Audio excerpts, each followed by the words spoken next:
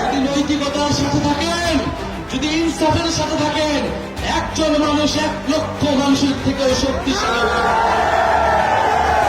ইনশাআল্লাহ আমরা সেই একজন মানুষ হতে চাই, যারা ইনসাফের পক্ষে দাঁড়াবে, যারা ন্যায়ের পক্ষে দাঁড়াবে, যারা দুর্নীতির বিরুদ্ধে দাঁড়াবে।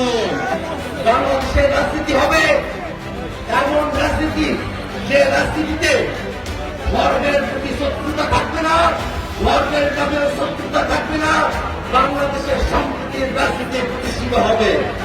আমরা প্রতিজ্ঞা করছি, অতীতের যে রাজনীতিক যে ধারণা ছিল, যেই খেলা ছিল, সেই খেলার নিয়ম তো পাল্টাবই, খেলাকেও পাল্টে দিব।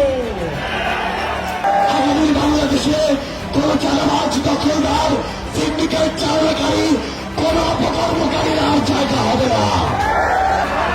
যেই সংবিধানে রাষ্ট্র নিজের নাগরিককে খুন করতে পারে, পঙ্গু করে দিতে পারে, অন্ধ করে দিতে পারে, ওই সংবিধান আমাদের দরকার নাই।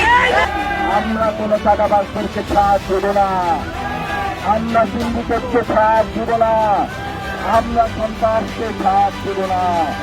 আপনারা মনে রাখবেন, যতদিন এই বাংলাদেশ সাঁওতাল পল্লীর সুবিচার হবে না, যতদিন এই বাংলাদেশ ক্যাম্পের রানা ভাইয়ের হবে না, যতদিন এই বাংলাদেশ রবিদাস পাড়ার প্রিয় রবিদাসের হবে না, ততদিন এই কান্তর কারবালার কান্তর, ততদিন আমাদের আদিবাসীর হবে না।